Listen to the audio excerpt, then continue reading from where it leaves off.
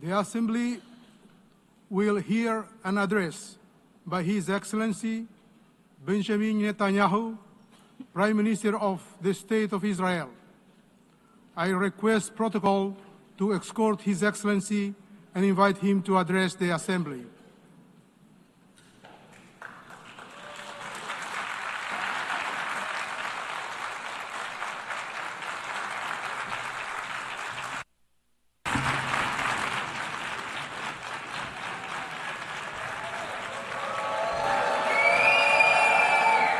Please, order in the hall. Please, order in the hall.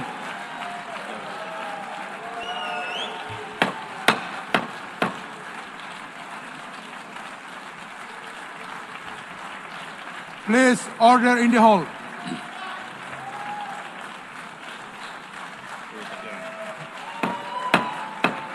Please, order in the hall.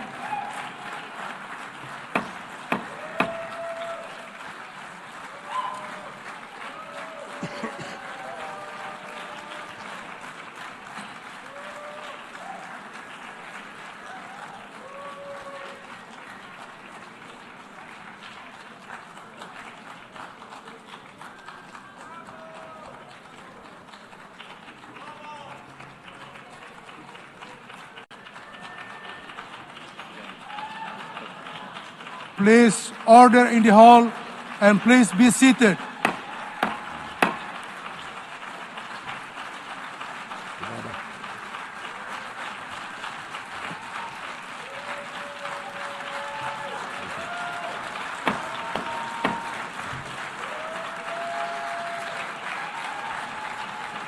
Please, order in the hall.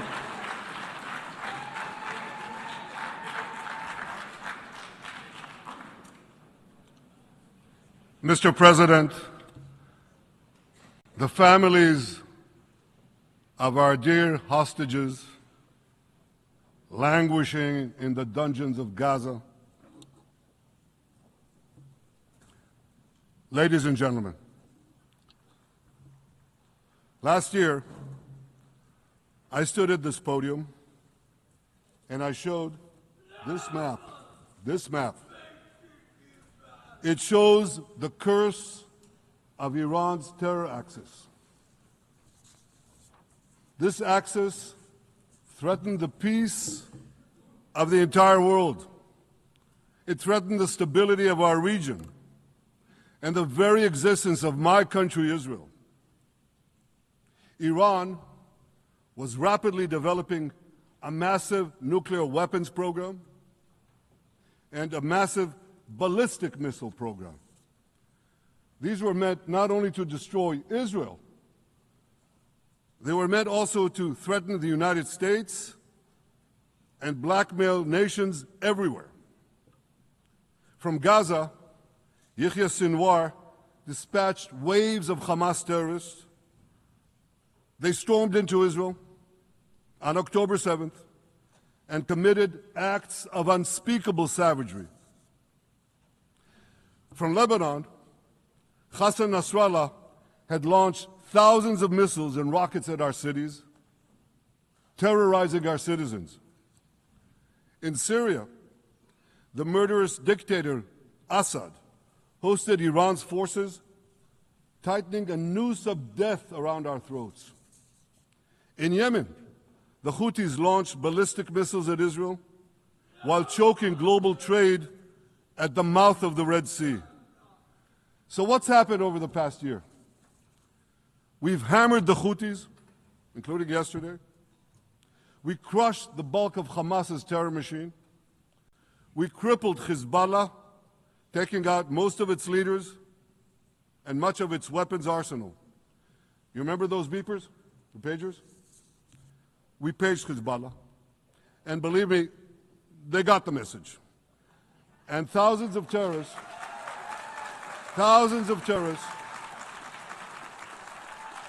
dropped to the ground. We destroyed Assad's armaments in Syria. We deterred Iran's Shiite militias in Iraq.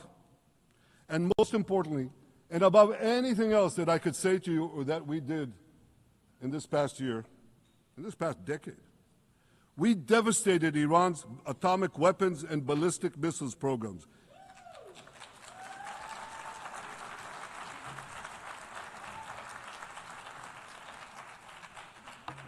So here's where things stand today.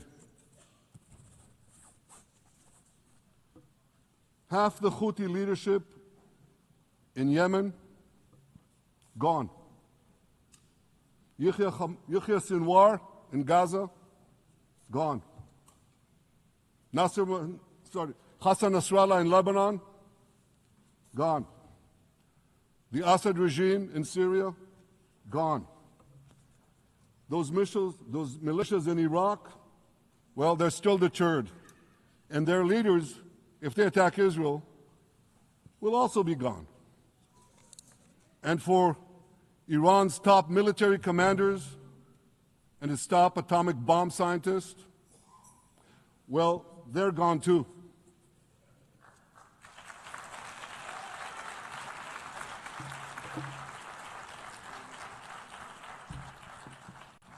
Israel's 12-day war with Iran, which I renamed Operation Rising Lion, that's from the Bible. This 12-day war will go down in the annals of military history. Our daring pilots neutralized Iran's missile defenses and took control of the skies over Tehran. And you saw this. Israeli fighter pilots and American B-2 pilots bombed Iran's nuclear enrichment sites. I want to thank President Trump for his bold and decisive action.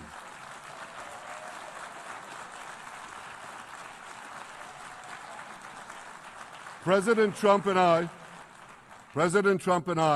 promised to prevent Iran from developing nuclear weapons, and we delivered on that promise.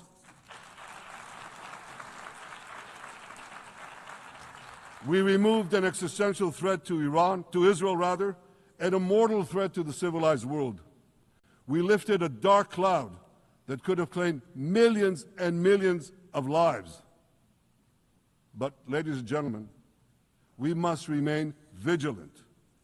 We must remain absolutely clear-minded and vigilant.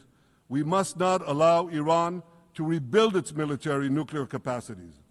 Iran's stockpiles of enriched uranium, these stockpiles must be eliminated. And tomorrow, UN Security Council sanctions on Iran must be snapped back.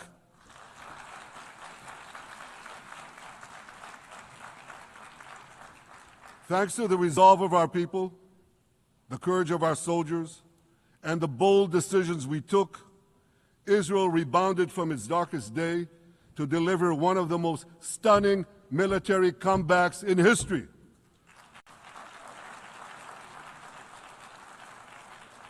But we're not done yet. The final remnants of Hamas are holed up in Gaza City. They vow to repeat the atrocities of October 7th again and again and again, no matter how diminished their forces.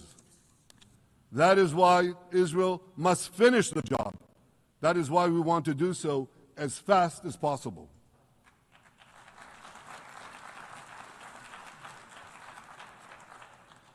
Ladies and gentlemen, much of the world no longer remembers October 7th. But we remember. Israel remembers October 7th. On that day, well, I'll tell you, you can remember October 7th too. You see this large pin here? It's a QR code. What I ask you to do is hold up your phones, zoom in, and you too will see why we fight and why we must win. It's all in here. On October 7th, Hamas carried out the worst attack on Jews since the Holocaust. They slaughtered 1,200 innocent people, including over 40 Americans and foreign nationals from dozens of countries represented here. They beheaded men. They raped women. They burnt babies alive. They burnt babies alive in front of their parents. What monsters. And these monsters took more than 250 people hostage. And those included Holocaust survivors, grandmothers and their grandchildren. Who takes hostage grandmothers and grandchildren? Hamas does. So far, we've brought home 207 of these hostages, but 48 still remain in the dungeons of Gaza.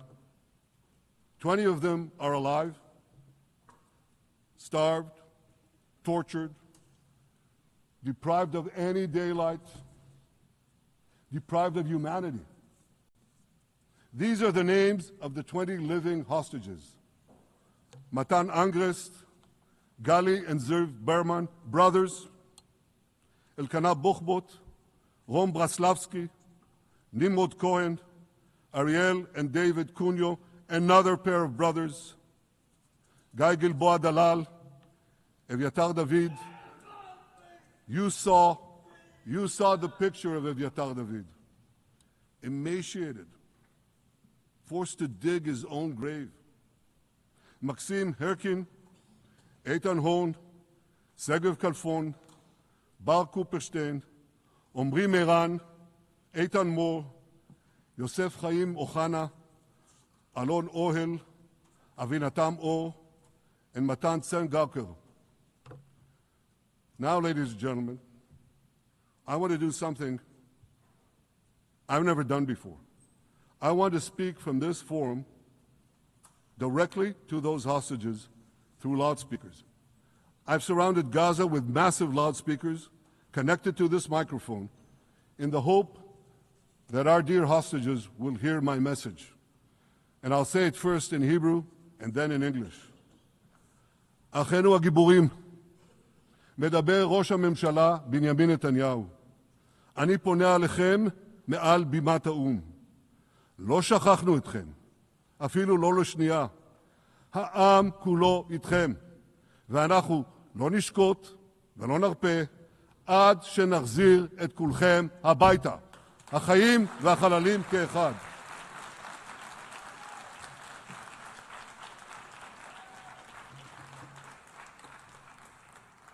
Our brave heroes. This is Prime Minister Netanyahu speaking to you live from the United Nations. We have not forgotten you, not even for a second. The people of Israel are with you. We will not falter and we will not rest until we bring all of you home.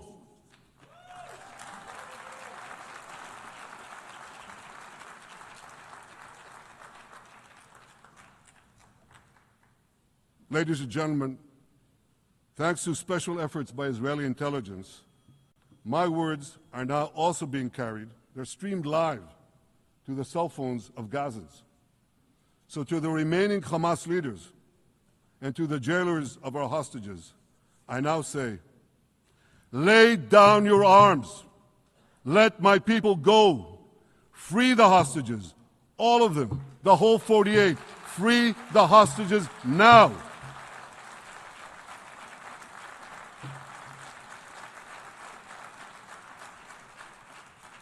If you do, you will live. If you don't, Israel will hunt you down. Ladies and gentlemen, if Hamas agrees to our demands, the war could end right now. Gaza would be demilitarized, Israel would retain overriding security control, and a peaceful civilian authority would be established by Gazans and others committed to peace with Israel. And of course, you understand that the war in Gaza has affected every Israeli. But I'm sure there are people in New York or in London or in Melbourne and elsewhere who are probably thinking, what does all of this have to do with me? And the answer is everything. Because our enemies are your enemies. So let's do something else. So first at the UN, let's do a pop quiz. And raise your hand if you know the answer. Here's the first question. Who shouts death to America? Is it A, Iran, B, Hamas, C, Hezbollah, D, the Houthis, or E, all of the above? All of the above. Correct. All of the above. Second question. Who has murdered Americans and Europeans in cold blood? Is it A, Al-Qaeda, B, Hamas, C, Hezbollah, D, Iran, or E, all of the above? All of the above. Correct. Again. So here's the point I wanted to make. Our enemies hate all of us with equal venom. They want to drag the modern world back to the past, to a dark age of violence, fanaticism, and terror. I think many of you are already feeling in your own societies the radical Islamist surge. You know, I'm sure you do, you know deep down that Israel is fighting your fight. So I want to tell you a secret. Behind closed doors, many of the leaders who publicly condemn us privately thank us. They tell me how much they value Israel's superb intelligence services that have prevented time and again terrorist attacks in their capitals, time and again saving countless lives. General George Keegan, former head of U.S. Air Force intelligence, once said, "If the United States had to gather on its own the intelligence that Israel gives us, we would have to establish 5 CIAs. 5 CIAs. This past June, when Israel struck Iran's nuclear facilities, German Chancellor Merz admitted the truth. He said, Israel is doing the dirty work for all of us. President Trump understands better than any other leader that Israel and America face a common threat. He showed the world that when Iran and its proxies murder Americans, take Americans hostage, shout death to America, burn American flags, and try to assassinate the President of the United States, not once, but twice. He showed them there is a price to pay for all that.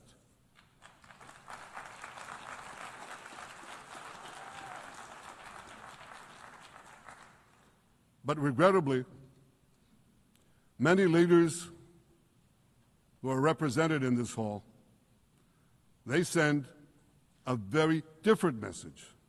Sure, in the days immediately following October 7th, many of them supported Israel. But that support quickly evaporated when Israel did what any self-respecting nation would do in the wake of such a savage attack. We fought back. Now just imagine, just sit back for a second and imagine an attack against America proportioned to the attack against Israel on October 7th. Imagine a regime, a terror regime, dispatching thousands of terrorists to invade the United States. They massacre 40,000 Americans. They take 10,000 Americans hostage. What do you think America would do? You think America would leave that regime standing? You don't think that. No way, not a chance. The United States would wipe out that terror regime and ensure that such savagery would never threaten America again. This is precisely what Israel is doing in Gaza. We're wiping out the terror regime of Hamas and ensuring that this savagery will never threaten Israel again. That's what we are doing. That's what any self-respecting government would do.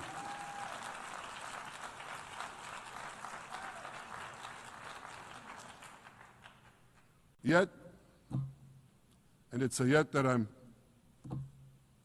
sorry to say here, yet over time, many world leaders buckled.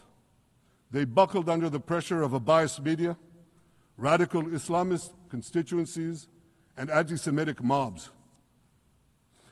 There's a familiar saying, When the going gets tough, the tough get going. Well, for many countries here, when the going got tough, you caved. And here's the shameful result of that collapse. For much of the past 2 years, Israel has had to fight a seven-front war against barbarism with many of your nations opposing us. Astoundingly, as we fight the terrorists who murdered many of your citizens, you are fighting us. You condemn us, you embargo us, and you wage political and legal warfare, it's called lawfare, against us.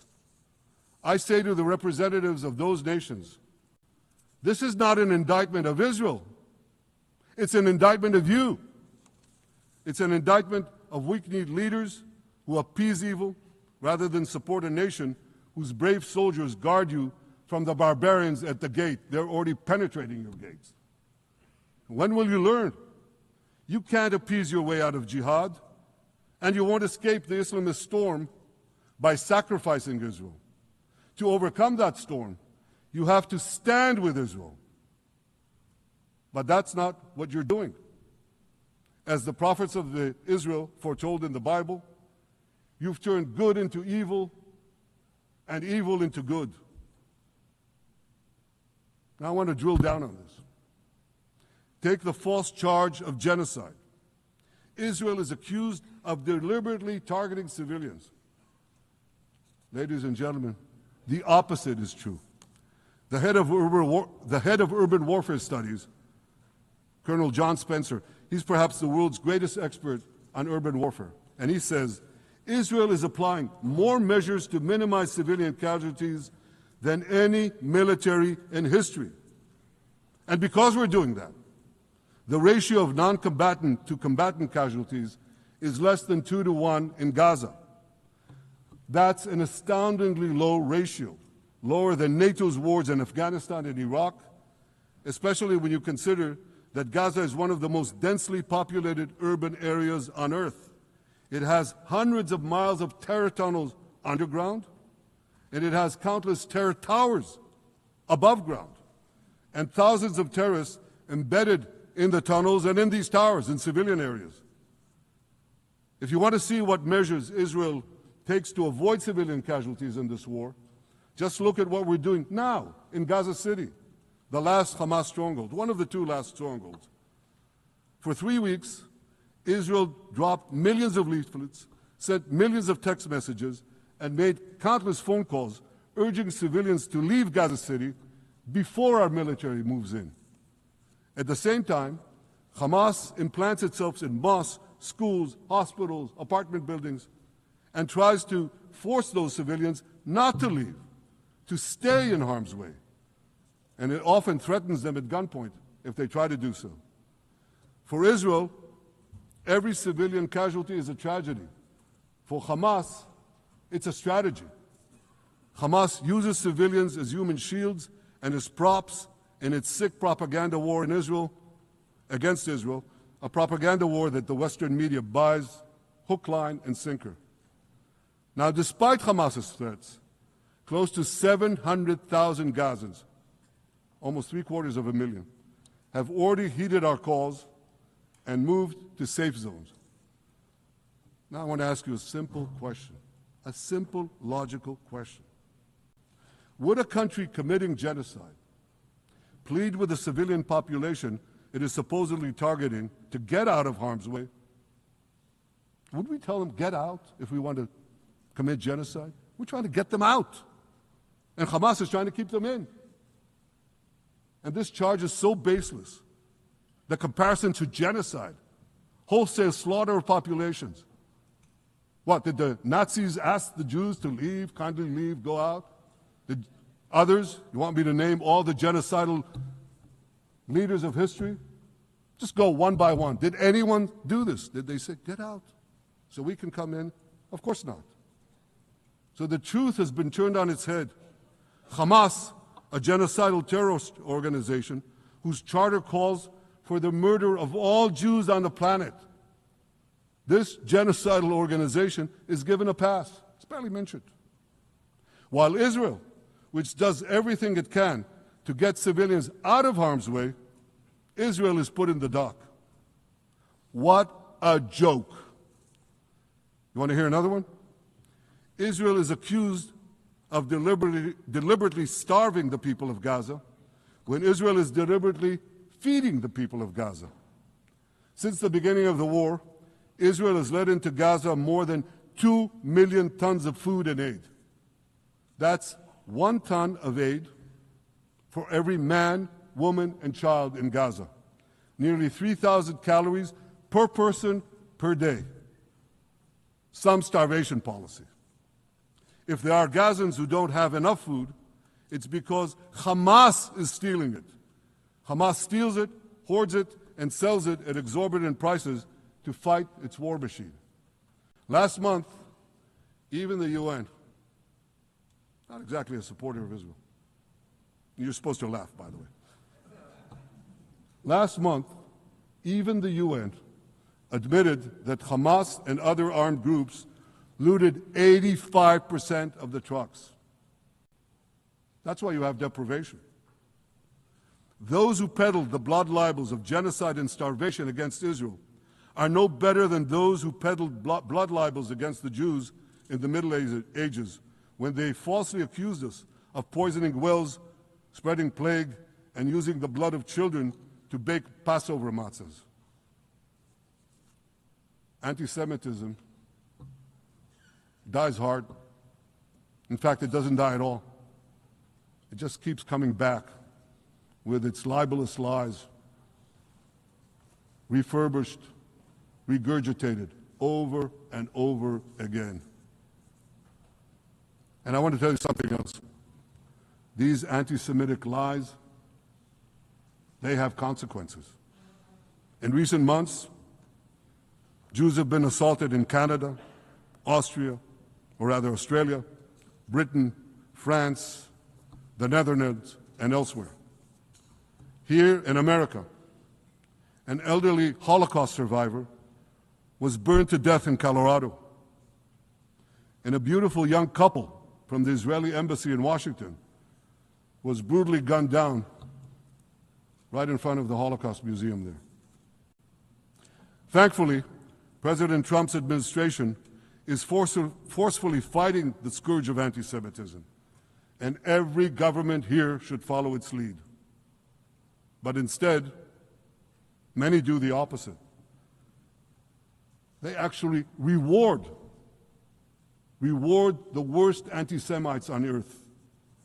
This week, the leaders of France, Britain, Australia, Canada, and other countries unconditionally recognized a Palestinian state. They did so after the horrors committed by Hamas on October 7th. Horrors praised on that day by nearly 90% of the Palestinian population. So let me say that again. Nearly 90% of Palestinians supported the attack on October 7th. It's not supported only, they celebrated it. They danced on the rooftops. They threw candies. That's both in Gaza and in Judea, Samaria, the West Bank, as you call it. And it's just the way they celebrated another horror, 9/11. They danced on the rooftops. They cheered. They threw candy. You know what message the leaders who recognize the Palestinian state this week sent to the Palestinians? It's a very clear message. Murdering Jews pays off. Well, I have a message for these leaders. When the most savage terrorists on earth are effusively praising your decision, you didn't do something right. You did something wrong, horribly wrong. Your disgraceful decision will encourage terrorism against Jews and against innocent people everywhere. It will be a mark of shame on all of you. But wait a minute, Mr. Prime Minister, they tell me. Wait a minute. We believe in a two-state solution where the Jewish state of Israel will live side by side in peace with the Palestinian state. There's only one problem with that. The Palestinians, they don't believe in this solution. They never have. They don't want a state next to Israel. They want a Palestinian state instead of Israel. And that's why every time they were offered a Palestinian state, but were required to end the conflict with Israel and recognize the Jewish state, every time, over the decades, they turned it down. And that is why every time they were given territory, they used it to attack us. In fact, they effectively had a Palestinian state in Gaza. So what did they do with that state? Peace? Coexistence? No. They attacked us time and time again. Totally unprovoked. They fired rockets into our cities. They murdered our children. They turned Gaza into a terror base from which they committed the October 7th massacre. So here's the uncomfortable truth. The persistent Palestinian rejection of a Jewish state in any boundary is what has driven this conflict for over a century. It is still driving it. It's not the absence of a Palestinian state. It's the presence and existence of a Jewish state. And I find it amazing, that the foreign chancelleries and the ministries and all those who pontificate about this, and the leaders, how can they not see this basic truth when it is repeated again and again and again ad nauseum? And I want to say something else. This rejection of a Jewish state not only applies to Hamas, it also applies to the so-called moderate Palestinian Authority. You should know that the Palestinian authorities pays terrorists to slay Jews. The more Jews the terrorists slay, the more the Palestinian Authority pays. The Palestinian Authority names its government buildings, its public squares, its schools, after the mass murderers of Jews, which they glorify as martyrs. They pay and glorify not just the killer of Jews, but also killers of Christians. Christians like Taylor Force, an American veteran who was brutally murdered in Israel by Palestinian terrorists. But, that I hear from the Western leaders. They tell me, the PA promised us it will reform. And I know this time, Prime Minister, it will be different. Yeah, right. We've heard these promises for decades. They always promise. They never deliver. Because you see, the Palestinian Authority is corrupt to the core. They haven't held elections in 20 years. They use the same textbooks as Hamas, exactly the same textbooks. They teach their children to hate Jews and destroy the Jewish state. And Christians don't fare much better. When Bethlehem, the birthplace of Jesus, was under Israeli control, 80% of its residents were Christians. But since the PA took control, that number has dwindled to under 20%. These are the people you want to give a state to? What you're doing is giving the ultimate reward to intolerant fanatics who perpetrated and supported the October 7th massacre. Giving the Palestinians a state 1 mile from Jerusalem after October 7th is like giving Al-Qaeda a state 1 mile from New York City after September 11th. This is sheer madness. It's insane, and we won't do it.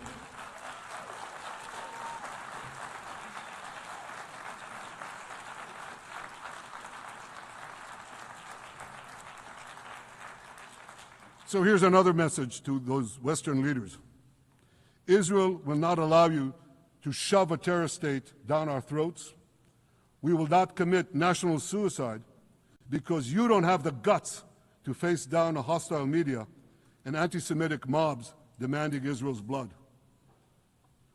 And I want you to grasp something else, which is also distorted in the media. I say this not only in my name or the name of my government, but on behalf of all the people of Israel.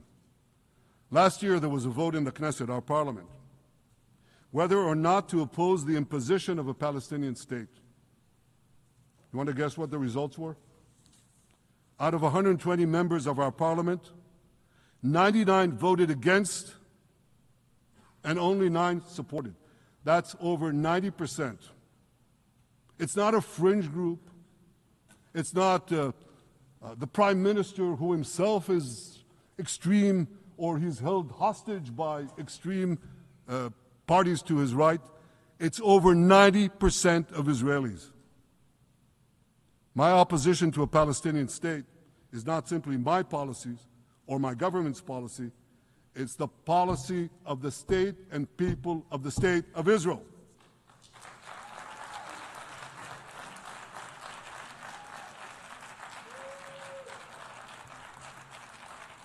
Western leaders may have buckled under the pressure. And I guarantee you one thing, Israel won't. Israel's victories over the Iranian... Thank you, I know you won't too, that's good. Israel's victories over the Iranian terror axis have opened up possibilities for peace that were unthinkable 2 years ago. Take Syria. For decades, the very idea of peace between Israel and Syria seemed unimaginable. Well, no more.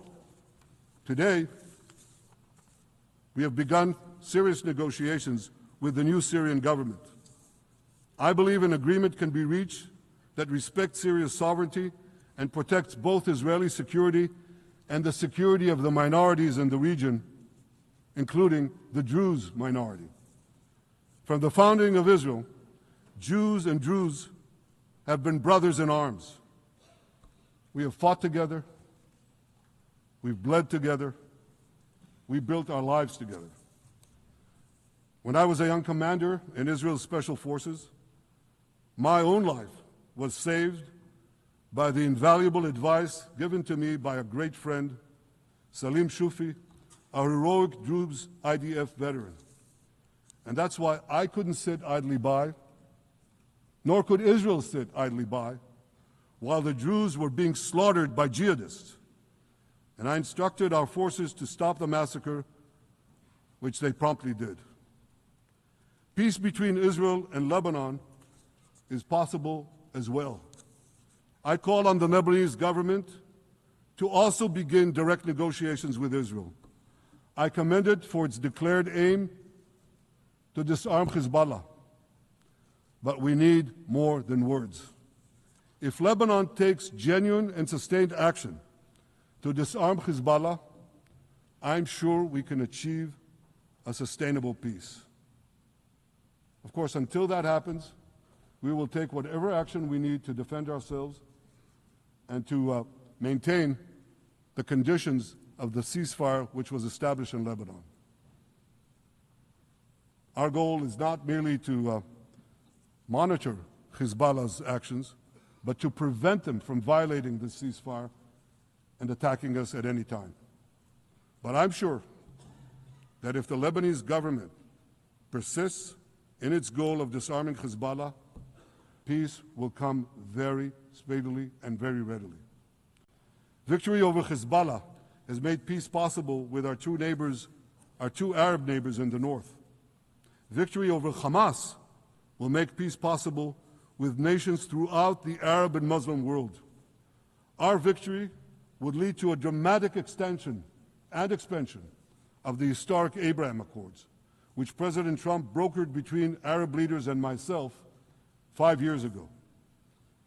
And I took note, as I'm sure you did too, of the encouraging words spoken here by the President of Indonesia. This is the country with the largest Muslim population of all nations. And it's also a sign of what could come. Forward-looking Arabs and Muslim leaders know that cooperating with Israel will provide them with groundbreaking Israeli technologies, including in medicine and science, in agriculture and water, in defense and AI, and so many other fields. I believe that in the coming years, the Middle East will look dramatically different. Many of those who wage war on Israel today will be gone tomorrow. Brave peacemakers will take their place. And nowhere will this be more true than in Iran. The long-suffering Iranian people will regain their freedom. They will make Iran great again. And our two ancient peoples,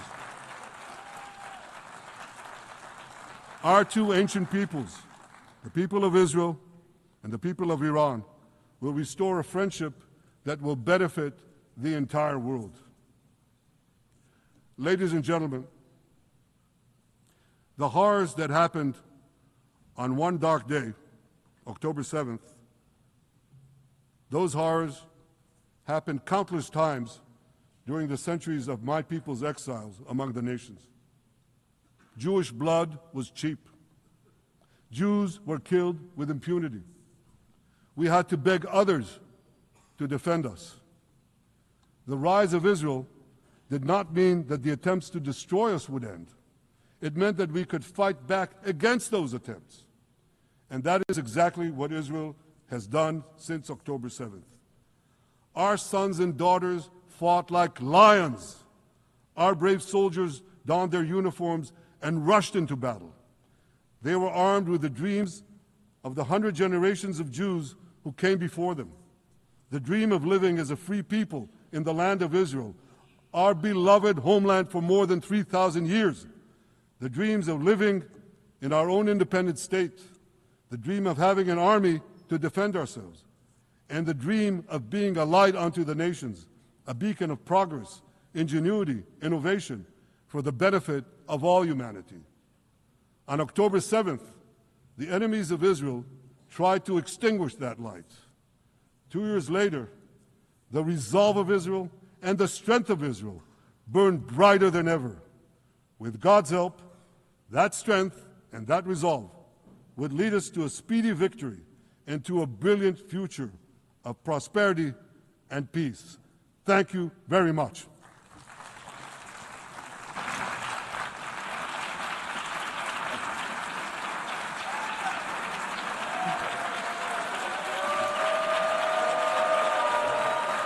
On behalf of the Assembly, I wish to thank the Prime Minister of the State of Israel,